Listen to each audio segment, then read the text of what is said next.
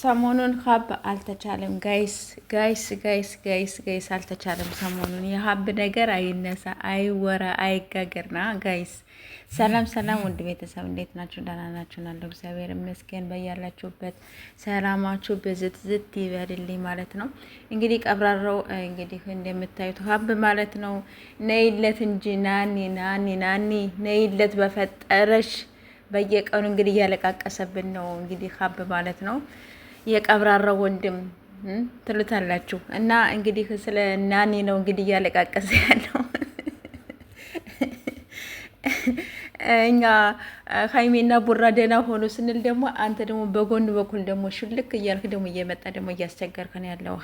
ሀብ ተረጋጋ፣ ነይልኝ ካንቺ አይበልጥብኝም እያለ እንግዲህ እያለቃቀሰም ምንም እያለም መጧል። እንግዲህ ቀብራራው እያሉት ነው። ደስ ይላል። ቤት ውስጥ እውነት ለመናገር በጣም ነው ደስ የሚለው።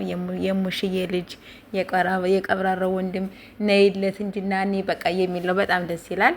አሁን የሚከበር ሰው ይከበራል ማለት ነው። የማይከበር ሰው እንግዲህ ታውቃላችሁ አይደለ? ፎቶ ሁሉ ይዘቀዘቃል፣ ይሰደባል፣ ምን ይላል እና ደስ ይላል። እውነት ለመናገር ቤቱ በጣም ደስ ይላል። እንግዲህ ሀብዬ ወንድማችን የኛ ቀብራራ ተረጋጋ ነው የምንለው። እሺ ተረጋጋ፣ ትመጣለች። እና እንግዲህ ትናንት በተሰራው ቪዲዮ ማየታችኋል። እንግዲህ በነ ሀይሚ ወይኔ ጉዴ።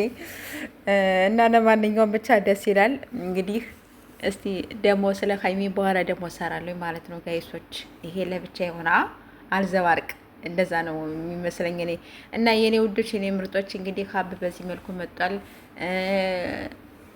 እንግዲህ እስቲ ሰላሙን ያምጣላችሁ ደግሞ ለእናንተ ደግሞ ማለት ነው። እንዴ ምን ጉር ነው ጋይስ።